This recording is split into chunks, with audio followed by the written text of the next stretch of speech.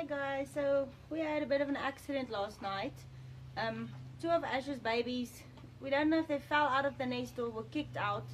One of the babies didn't trail too far. When I got into the rabbitry last night, the one I just put back in the nest, he was fine, but this one got way too far away from the nest, and by the time I found him, one of the mamas eaten his ears off and one of his front legs. So now we are needing to bottle feed this baby. He's still alive, he made it through the night, he slept in the house. So we're going to bottle feed him now. His tummy is very empty. Okay, we got this little dripper thingy for R1. It's really cheap. Not enjoying too much of this. He's hungry. But hungry.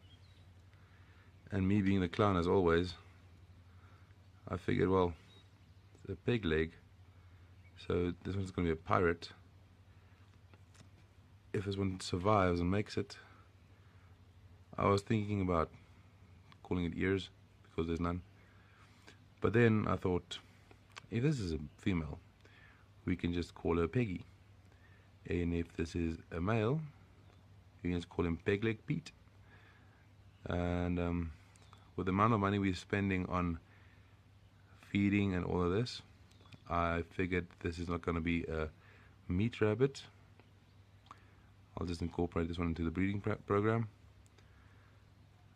male or female, and this one will make us money, seeing as it's busy costing us money. We always make sure not to force feed this little infant, seeing as they can get really they can suffocate on this milk really quickly.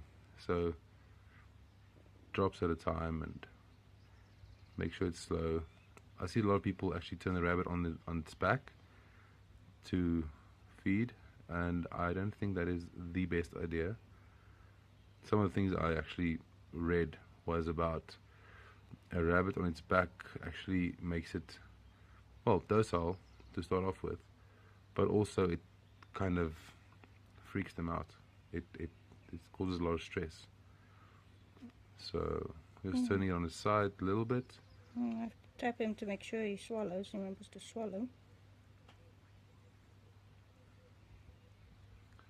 There we go.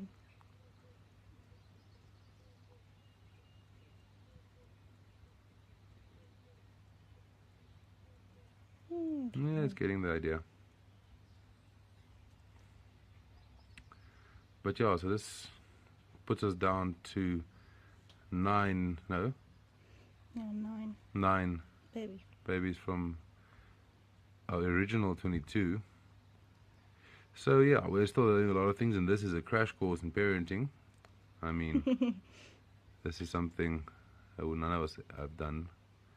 I'm guessing it won't be the last time either. But yeah, it's a necessary thing to do. I mean, if you want to raise rabbits, you need to keep them alive, because for some reason they don't grow much after they're dead.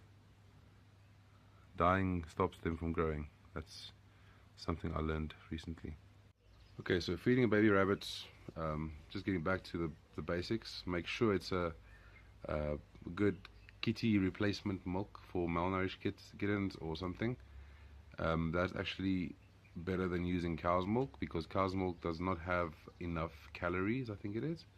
The caloric content is not high enough, so these rabbits need high calorie foods.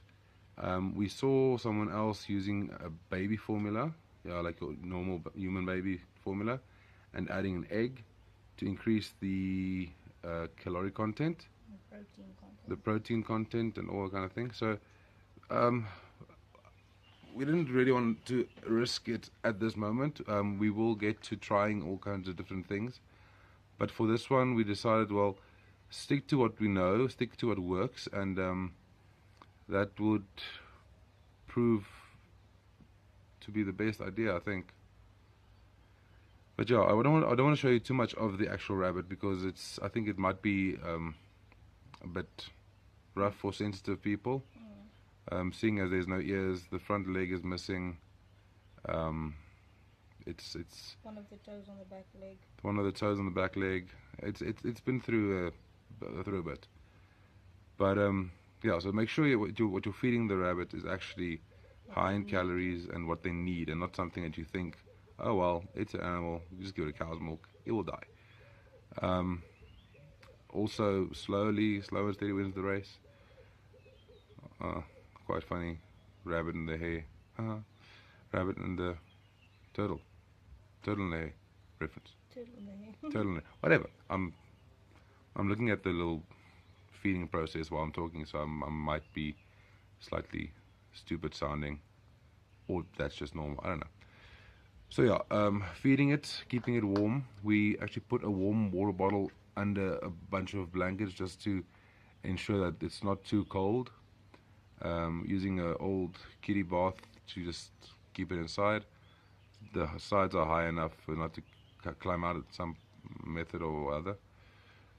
Now the big challenge is keeping the dogs away, because it's in the house now, and the dogs are house puppies.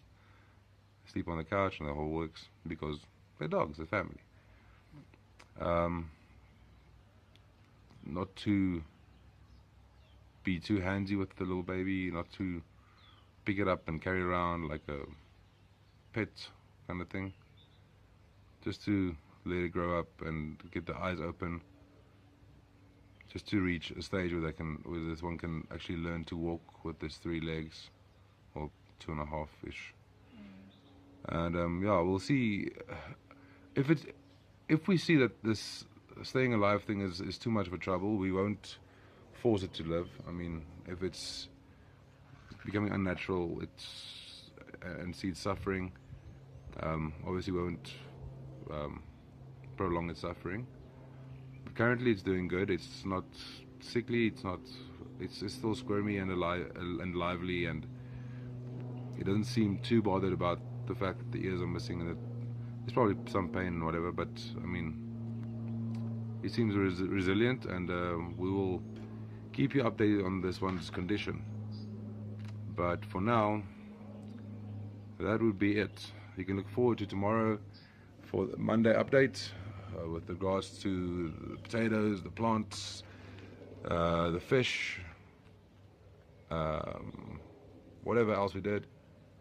And yeah, have a good one.